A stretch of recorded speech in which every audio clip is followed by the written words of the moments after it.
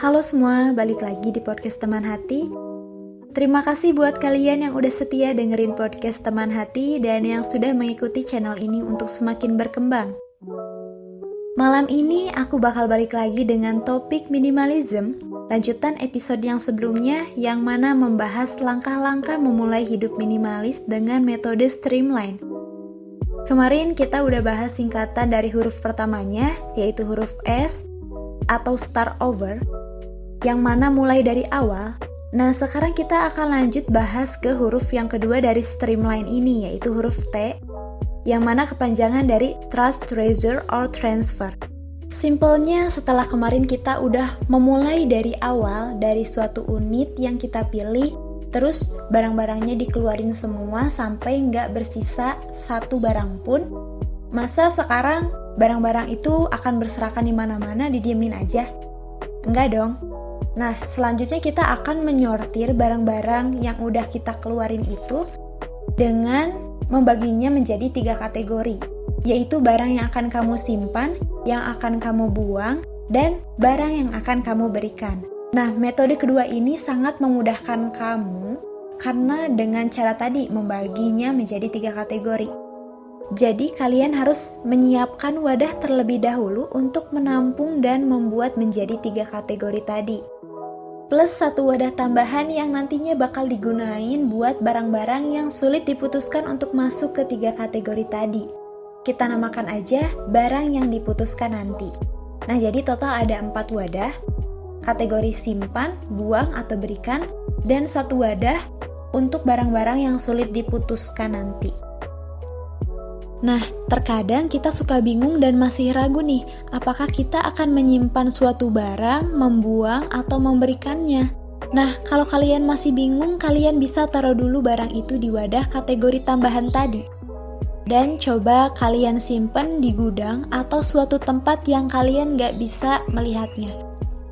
Setelah 3 bulan, setelah 6 bulan, atau bahkan setelah 1 tahun berlalu, barang itu masih di tempat semula, coba putuskan untuk menyisihkan atau menyumbangkannya kepada orang lain. Pada prinsipnya, wadah tambahan tadi digunakan sebagai jalan terakhir, bukan digunakan untuk menahan barang setiap kali kalian merasa sulit membuat keputusan. Kegiatan ini bertujuan untuk menyelamatkan ruang yang kalian miliki dari barang-barang yang kalian tidak yakini bahwa kalian sendiri membutuhkannya. Bukan untuk menyimpan barang yang kalian punya. Oke, pertama-tama kita mulai dari wadah dengan kategori sampah atau buang. Nah, biasanya barang ini sangat mudah dikenali, teman-teman. Buang semua barang yang jelas-jelas sampah, seperti bekas undangan, pamflet, kertas-kertas tak terpakai, kalender bekas, ballpoint bekas, barang-barang kadaluarsa, botol-botol yang sudah rusak. Intinya di sini teman-teman buang semua barang yang tidak dibutuhkan dan tidak dapat disumbangkan lagi. Nah, untuk kategori barang yang sekiranya masih bisa didaur ulang seperti kardus bekas, botol-botol, dan produk plastik yang masih bisa didaur ulang, itu bisa kalian berikan ke komunitas yang membutuhkan. Biasanya barang-barang kayak gitu masih bisa dijual lagi. Yang menurut kita sampah belum tentu sampah bagi orang lain. Bisa jadi suatu barang di mata kita adalah sampah, tapi bisa jadi berguna bagi orang-orang tertentu. Untuk sementara, bisa kalian simpan ke kategori berikan. Yang jelas kita harus bertanggung jawab atas semua barang-barang yang kita miliki. Kita juga harus memikirkan dampak sampah terhadap lingkungan akan seperti apa. Ingatlah hal ini setiap kalian akan berbelanja atau ingin membeli barang. Karena cara ini cukup efektif untuk menahan kita membeli suatu barang. Jadi sekiranya yang masih bisa didaur ulang, kita berikan saja ke komunitas yang membutuhkan. Selain itu, barang di kategori berikan adalah barang-barang yang masih bagus, namun sudah tidak berguna lagi untuk kita. Nggak perlu merasa bersalah. Berikan barang-barang kita kepada orang lain dan biarkan mereka merasakan kehidupan yang baru. Tahan godaan dan jauhkan dari pikiran bahwa sewaktu-waktu kamu bakal ngegunain lagi barang-barang itu. kalau barang-barang itu setelah sekian lama hingga sampai sekarang gak digunain sama kamu, kemungkinan barang itu juga gak akan digunain lagi selamanya. Kalaupun kamu simpan untuk digunakan lagi suatu saat, misal 1 tahun atau 2 tahun ke depan, apakah barang itu masih akan tetap bagus? Kamu sendiri yang bisa menjawabnya. Daripada bulukan di rumah sendiri, mending dikasih aja ke orang lain, biar bisa berguna juga bagi orang lain gitu. Oke, kalau gitu kita lanjut ke kategori selanjutnya, yaitu kategori simpan. Di sini adalah barang-barang yang akan kamu simpan kembali, tapi barang-barang ini juga harus mempunyai kategori dan maknanya bagi kamu, baik dalam segi kegunaan maupun estetika.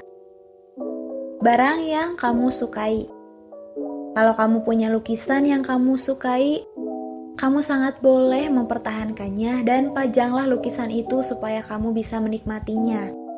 Percuma, kamu suka lukisan kalau lukisan itu cuma dikardusin dan ditaruh di gudang.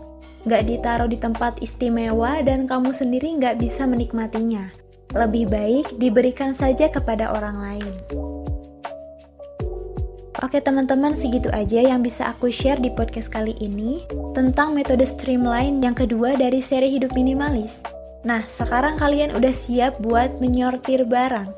Dan kalian juga udah paham kriteria barang, juga kategori yang sesuai. Kalian udah bisa memulai dari awal. Jangan lupa, ciptakan suasana seru, setel musik yang asik dan ceria, supaya mood kamu dapat meningkat dan kamu juga bisa lebih bersemangat dalam beraktivitas.